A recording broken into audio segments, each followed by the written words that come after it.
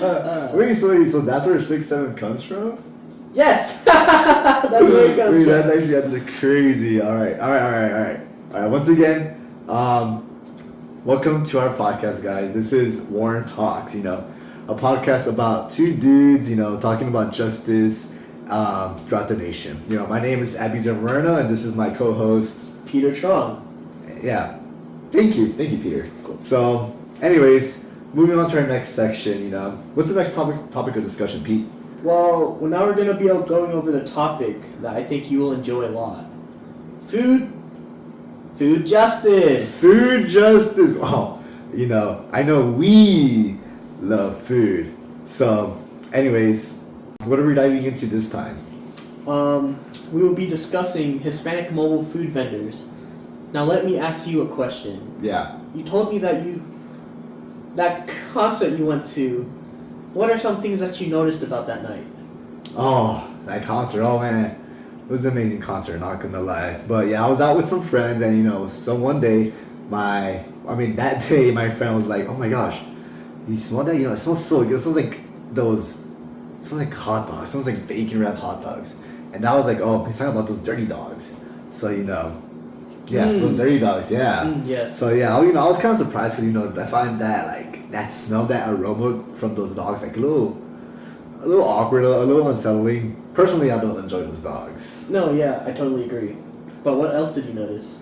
Oh yeah, so yeah, eventually my friend did get a hot dog, and I did notice a pattern among the people that were selling the hot dogs. The mobile food vendors. I noticed that they were all Hispanic. Wow, I wonder how it eventually came to be that way. Yeah, me too. But yeah, anyway, shortly after, I ran into a poster by the county of San Diego. It was by the environmental food permanency. So I have a poster right here. I'll probably present it right here on the screen. But what this poster says, and it contains a big, bright red bolded message, and it says, "Do not eat from unpermitted food vendors." And right below that, there's two images. One of the images has there's a famous snack, and it says the snack is chicharrones, and it's mainly sold by the Hispanic community. So seeing that message and the image, putting one on one together, one could assume that the Hispanic community is being marginalized by the San Diego County.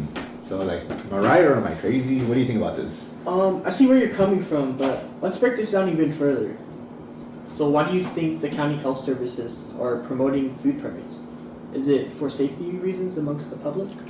Yeah, I think so. Yeah, I'll definitely say it is for safety.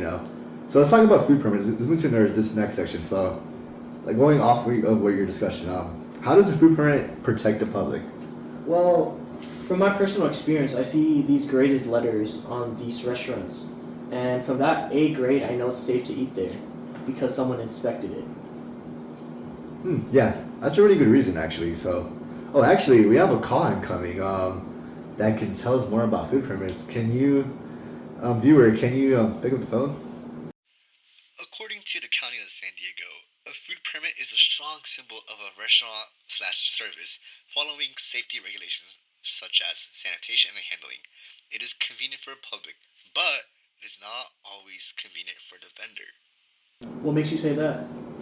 Well, Peter, I remember there's a story in LA, in Los Angeles, where outside food vending once used to be legalized, and not many questions were asked from there. Many Hispanic vendors were able to sell their goods, their food. Life was good, I guess you could say that. But while this legalization, it became illegal after a while, and there were complaints started to occur. So this created a margin between vendors who had permits versus those who didn't have permits. So how does this affect the Hispanic community? Well, a food permit prevents unpermitted vendors from selling food. It affects the Hispanic community in the way that a majority of Hispanics work in the food vending business. And many do not have health permits either. Wow. So what should the County of San Diego do differently in order to prevent marginalization? Well, I'm no expert, Peter, but if it has something to say about the injustice going on here, I don't want the county to be, to voice pointing the fingers at the Hispanic community And instead they should like figure out a way on how to like increase the number of health permits amongst the community. Obviously a health permit is for the safety of the people, the safety of you and me. I agree with you, but I guess to summarize today's episode, we went over how food permits serve as a barrier and a necessity to keep track of it. It is a barrier when the country implodes on the Hispanic community, and it's a necessity for the public.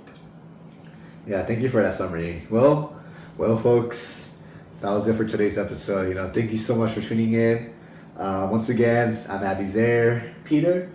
and this is Warren Warren Talks. The end.